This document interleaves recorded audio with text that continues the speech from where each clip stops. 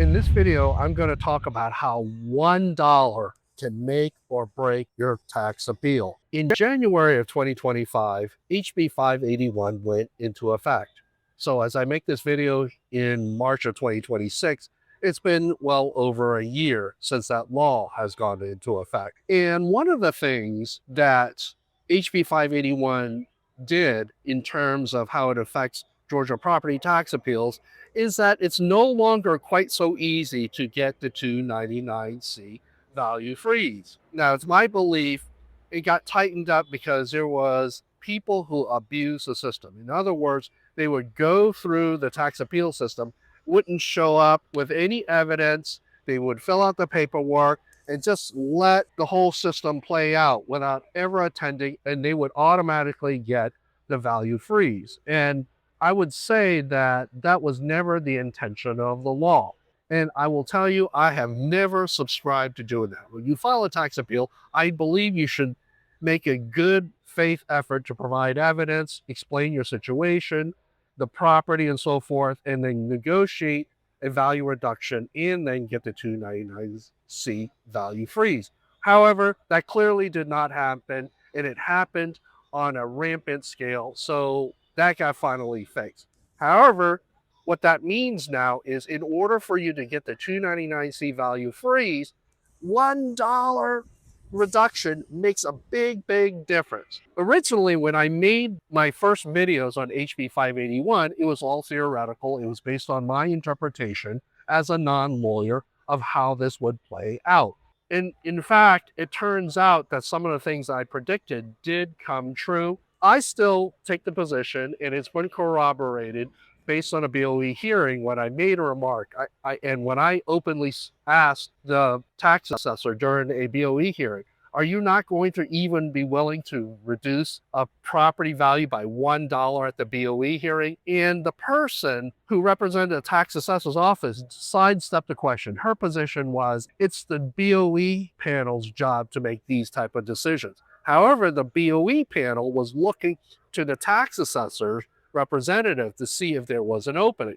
So she gave no opening whatsoever, which was very off-putting. And I think it basically prevented the BOE panel from making the ruling that the value could be reduced by at least $1. I don't think anybody's going to freak out of lowering an assessment value by $1. In practical terms, as it pertains to 299C value freeze, it is absolutely required. You gotta get that dollar. In my view, I think the tax assessor representative made a big mistake because of her stringent attitude in the fact that she dumped it on the BOE panel, the judges, and they didn't feel like they had any room to move because of the feedback that they got from the tax assessor representative.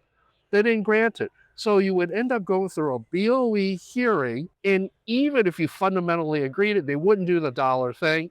And it basically forced the appellant to go to the settlement conference. You know, this is like crazy. Now, to be fair, this is all playing out.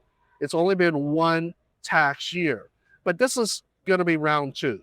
The tax assessors, if they want appellants to not continue to progress in the tax appeal process, they will give the damn dollar. Just give the damn dollar, okay? So give the taxpayer an option to say, hey, okay, it's been reduced at least by $1. Okay, so if you don't want to say $1, make it $100 or $1,000 or $500. Okay, it really doesn't matter. As long as there's some reduction, it gives the taxpayer the ability to say, okay, let's just take it. I got my value freeze, and let's move on. To me, that is a win-win thinking. Tax assessors don't want a whole bunch of appeals, but they shoot themselves in the foot because they're trying to draw a hard line. And you know what? I'm tired of trying to defend the tax assessor's office.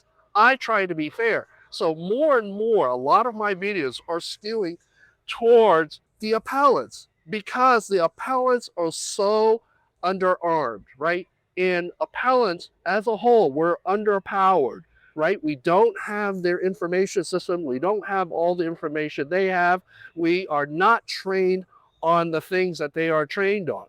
And so I'm always looking for ways to simply explain how the tax appeal works and identify the crucial pieces that appellants like us need to know. So that's why I'm harping on the $1. You must get the $1 at the BOE hearing.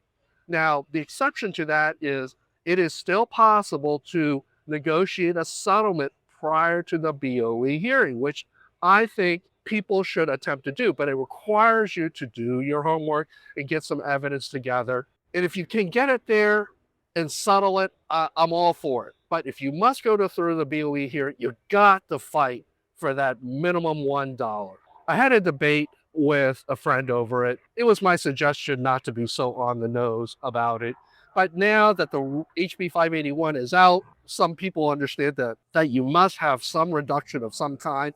There's no beating around the bush about it. Are you going to give me the damn dollar or not so I can get the 299C value freeze so that you don't have to go to the settlement conference? It's important for you to understand that HB 581 in 2025 has forever changed how we approach value assessments and how we need the reduction.